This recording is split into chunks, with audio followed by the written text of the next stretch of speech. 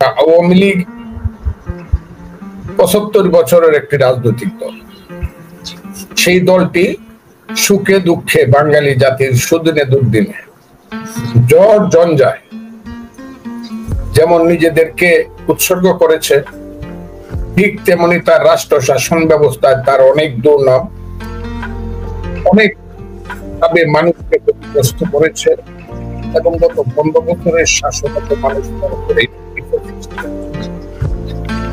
এবং সেই ফ্যাসিস্ট দল যদি প্রতিষ্ঠিতই হয়ে যায় বিচারে তাদের নেতৃবৃন্দ এবং হাইব্রিডরা, তাইলে তো মানুষ বলতেই পারে যে আওয়ামী লীগকে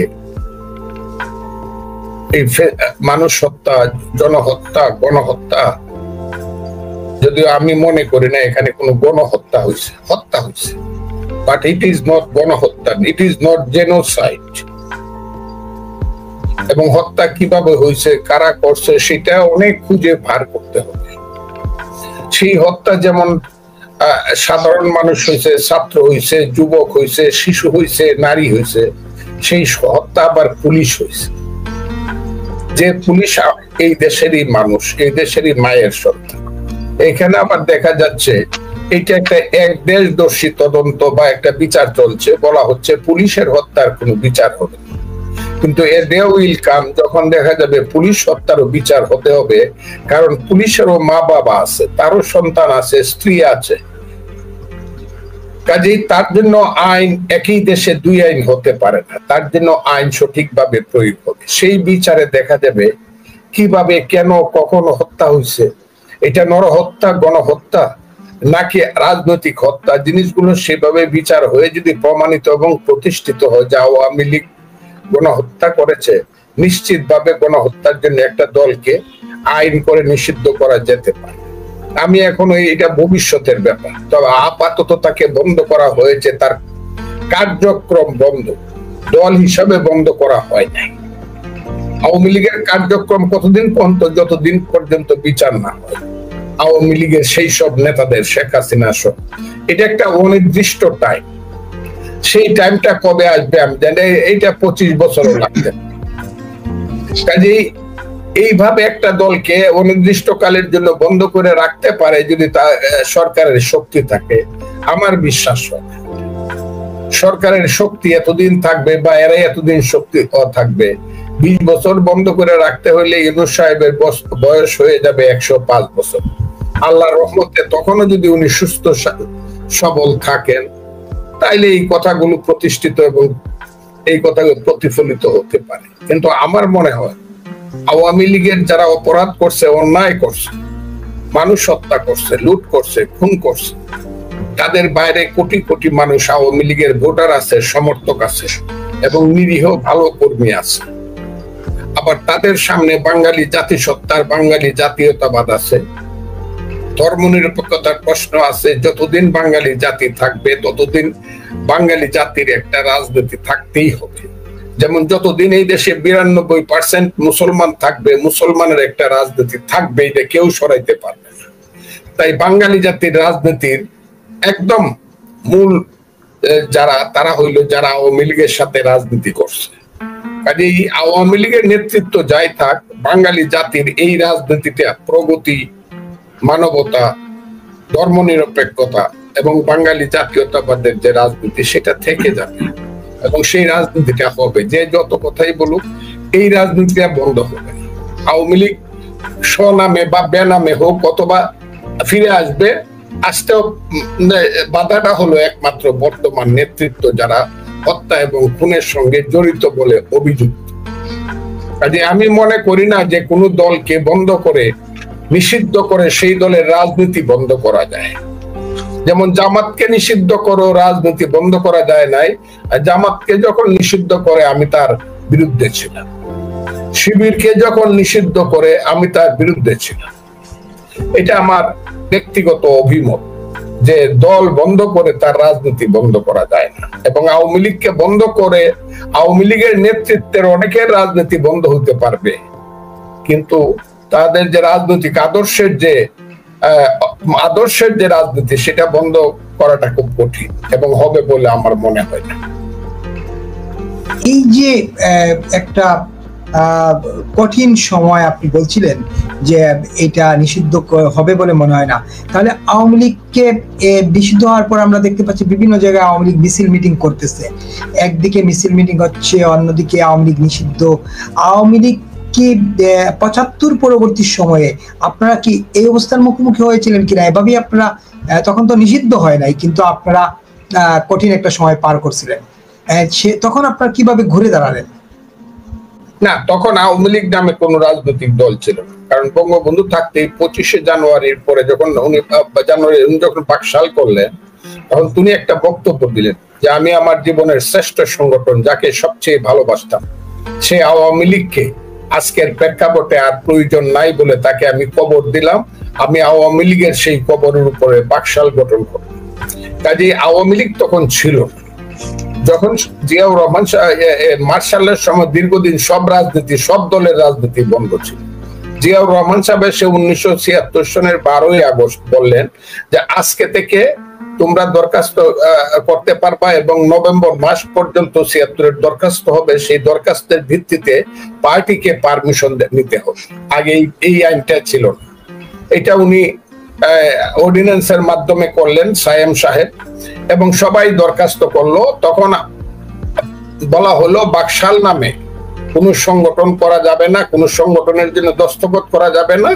আর একটা কথা হলো কোনো ব্যক্তির ইমেজকে ব্যবহার করার জন্য সেই ব্যক্তির নামও কোনো ম্যানিফেস্টোতে লেখা যাবে না, কারণ আওয়ামী লীগ এগুলো অনেক বিতর্ক হয়েছে। কাজে আওয়ামী লীগ বাধ্য হয়ে তখন বাকশাল বাদ দিয়ে আওয়ামী লীগের নামে নিজেকে রেজিস্ট্রেশন নিয়েছিল। ওই কিন্তু আবার আওয়ামী লীগ ফিরে আসলো। আওয়ামী লীগ কিন্তু বঙ্গবন্ধু নিজেই বন্ধ করে দিয়ে গেছিলেন, বিলুপ্ত করেছিলেন। এটা অনেকে জানে, এমনি কথা টথা কয় এই দেশে আল্লাহ যে কি করবো, আল্লাহ কোন পথে নিবন বুঝলাম না, একটা বক্তৃতার ভাষায়। তো ওই আওয়ামী লীগ আসছে, ওই আওয়ামী লীগ 1976 সনের ডিসেম্বর মাসে এসে জিয়াউর রহমান সাহেব এটা রেজিস্ট্রেশন পাকা করলো, এবং তারপর থেকে পলিটিক্সটা, আওয়ামী লীগের পলিটিক্সটা আবার শুরু। এবং সেই পলিটিক্স যখন শুরু হয় তখন আওয়ামী লীগের সাজেদা চৌধুরী ছিলেন ভারপ্রাপ্ত সম্পাদিকা, সাধারণ সম্পাদিকা। তার দস্তখতে আওয়ামী লীগ ফেরত আসলো, আর ভারপ্রাপ্ত সভাপতির নাম ছিল মহিউদ্দিন। এই কমিটির নেতৃত্বে আওয়ামী লীগ ফিরে আসলো। এরপরে এই সময় দীর্ঘ চড়াই পার করে আপনি তখনও আওয়ামী লীগে ছিলেন, রাজনীতি এগিয়ে গেল। এই 15 বছরে আওয়ামী লীগ শাসন করলো, দেশ শাসন করলো শেখ হাসিনার নেতৃত্বে। তারপরে এই যে রাজনৈতিক পট পরিবর্তন হলো, যেভাবেই হোক পট পরিবর্তন হয়ে গেল, শেখ হাসিনা চলে গেলেন। এখন এই যে আওয়ামী লীগকে যেভাবে নিষিদ্ধ করা হয়েছে, এই নিষিদ্ধর প্রক্রিয়াটাকে আপনি কিভাবে দেখেন? সন্ত্রাস দমন আইনে কোনো দলকে নিষিদ্ধ করার কোনো সুযোগ বোধহয় আমি দেখি নাই। কি এইটা শুনেন, আমি ওই দিনও বলছি, আপনার সাথে বলছি কিনা জানি না, একজন বাউল গায়ক ছিল, বিখ্যাত বাউল গায়ক, সে সবার গুরু, উনি সবার গুরু ছিলেন। ইভেন জালাল খাঁ, উকিল মুন্সিরও গুরু ছিলেন, শাহ আব্দুল করিমেরও গুরু ছিলেন। তার নাম হলো রশিদ উদ্দিন, বাড়ি নেত্রকোনা। তার একটা গান আছে, হাকিম হয়ে হুকুম করো, পুলিশ হয়ে ধরো, সর্প হয়ে দংশন করো, উজা হয়ে যাও। এই গানটা আবার বিখ্যাত শিল্পী আব্দুল জব্বার সাহেব গাইছিলেন। এই আওয়ামী লীগ বন্ধ করার পিছনে যে নাটকটা হয়েছে সেটা হলো ওই হাকিম হয়ে হুকুম করো, পুলিশ হয়ে ধরো। সরকারি নির্দিষ্ট কিছু লোককে বলেছে, এবং নির্দিষ্ট একজন ছাত্র নেতা বা যুব নেতাকে বলেছে যে তুমি এইভাবে আইসা আমার বাড়ির সামনে আসবে, আইসা জ্যৈষ্ঠ মাসের আম কাঁঠাল খাওয়ার মতো নতুন জামাই যেরকম ভাবে শ্বশুর শাশুড়িরা আদয় করে, তোমাদেরকে ঠান্ডা পানি পাঠাবো, তোমাদেরকে কোকা কোলা পাঠাবো, পরে বিরিয়ানিও খাওয়াবো, তোমরা আইসা কিছু স্লোগান দিবে।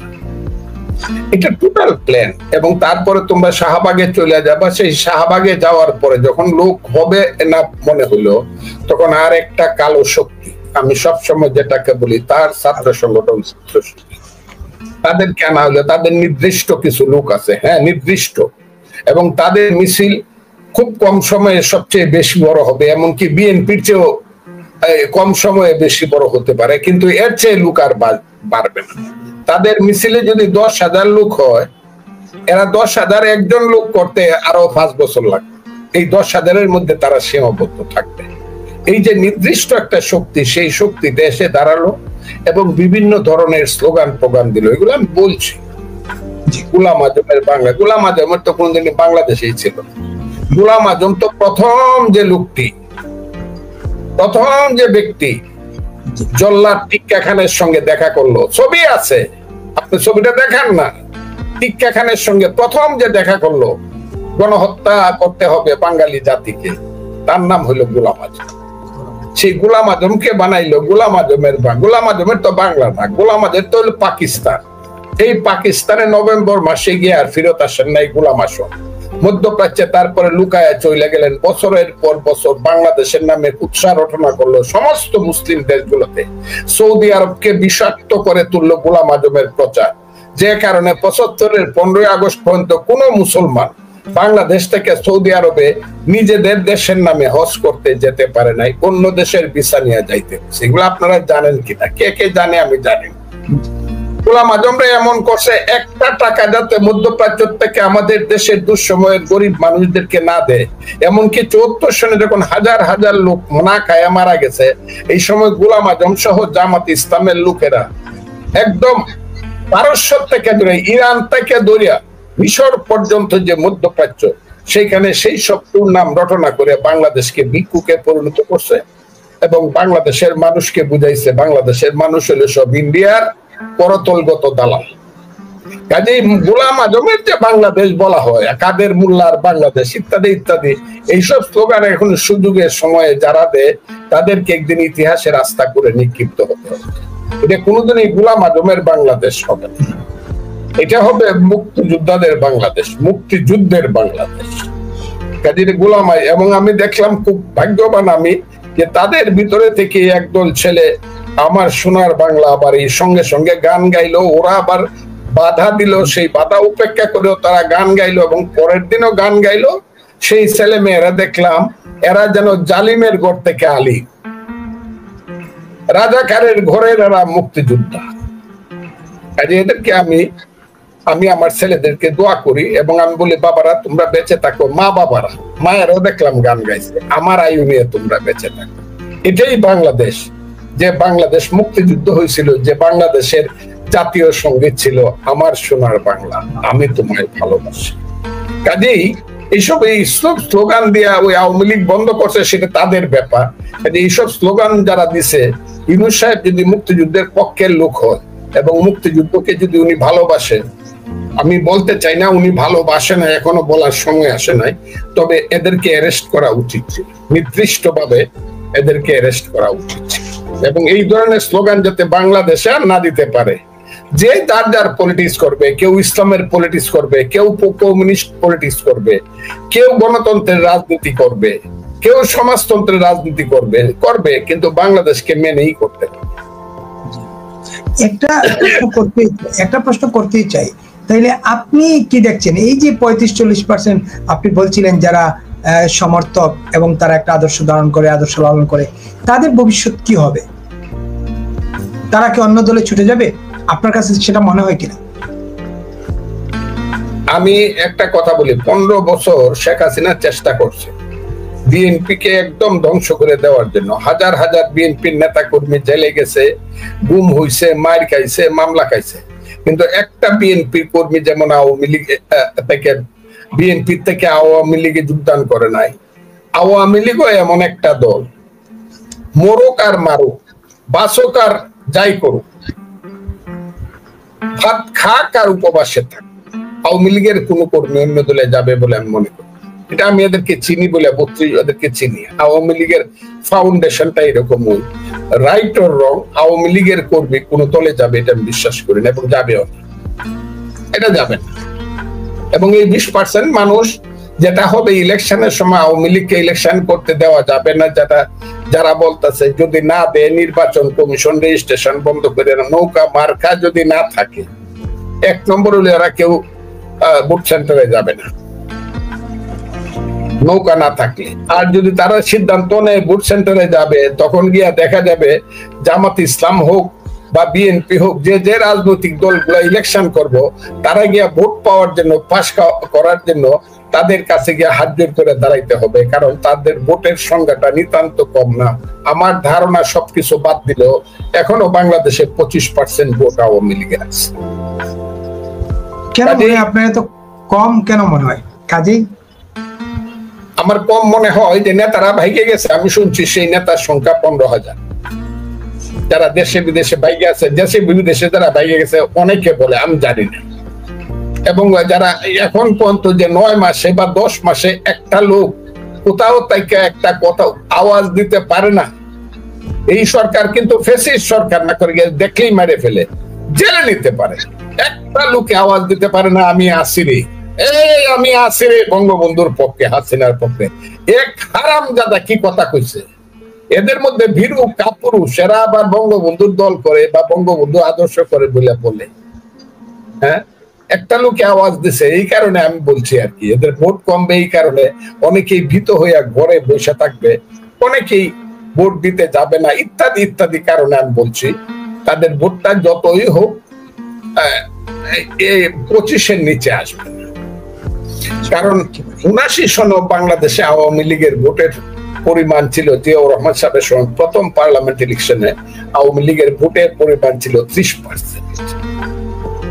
তখন আর দুঃসময় ছিল। এই দুঃসময়ে 25 থেকে 30% ভোট আওয়ামী লীগের থেকে যাবে। আর এই ভোটটা হলো নির্ধারক শক্তি আগামী দিনে কে রাষ্ট্র ক্ষমতায় আসবে। আওয়ামী লীগ ইলেকশন করুক আর না করুক, বা করতে দেওয়া হোক বা না দেওয়া হোক। তাইলে আপনি আওয়ামী লীগের ভবিষ্যৎ দেখছেন যে তারা ঘুরে দাঁড়াবে? আওয়ামী লীগ ঘুরে দাঁড়াবে কিনা, আওয়ামী লীগের রাজনীতি ঘুরে দাঁড়াবে, বুঝতে হবে। আমার অনর্থক বিপদে ফেলায়েন না। আওয়ামী লীগের রাজনীতিতে আসবে। আওয়ামী লীগের রাজনীতি এমন কোন মহান ব্যক্তি থাকতে পারে যার শরীর দুধের মতো সাদা, এমন কিছু ব্যক্তি যারা বলতে পারে যে আমরা মুক্তিযুদ্ধের রাজনীতি করে জাগো 71, জাগো 71 এই কথা কয়ে অনেকে নামতে পারে। আর জাগো 71 কইলেই মানুষ বুঝবো এই রাজনীতি কি রাজনীতি হবে। আপনি কি আমার কথাটা, আওয়ামী লীগ কইলো না, জাগো 71। হ্যাঁ, স্বাধীনতা অমর হোক এই নামেই নামলো। বুঝছেন কি আপনি কথাটা? পরিষ্কার। এ হলো কথা। হইতে পারে এমন সাদা মানুষ, কিছু একদম সাদা মানুষ বাংলাদেশে আওয়ামী লীগের পক্ষে নাই, যারা মনে করে, এরা আমার মনে হয় না সঠিক বিবেচনা করে। আছে, এখনো আছে, চুপে চাপে আছে, ভয়ে আছে, জেলখানায় যাইতে চায় না, সেই কারণে চুপে চাপে আছে। আমরা তো দেখলাম আইবি, সেলিনায়াত আইবি, আমরা নানা আলোচনা শুনছিলাম যে সেলিনায়াত আইবি কে ফ্রন্টে নিয়ে আসা হবে, এবং তিনি 9 মাস তো বাসায় ছিলেন। হঠাৎ করে তাকে গ্রেফতার করা হলো। কোনো মামলা মোকদ্দমা তার বিরুদ্ধে নেই, কোনো দুর্নীতির অভিযোগ দিয়েও তাকে পাওয়া যায় নাই। আওয়ামী লীগের সময় পাওয়া যায় নাই, এখনো পাওয়া যায় নাই, তাকে গ্রেফতার করা হলো।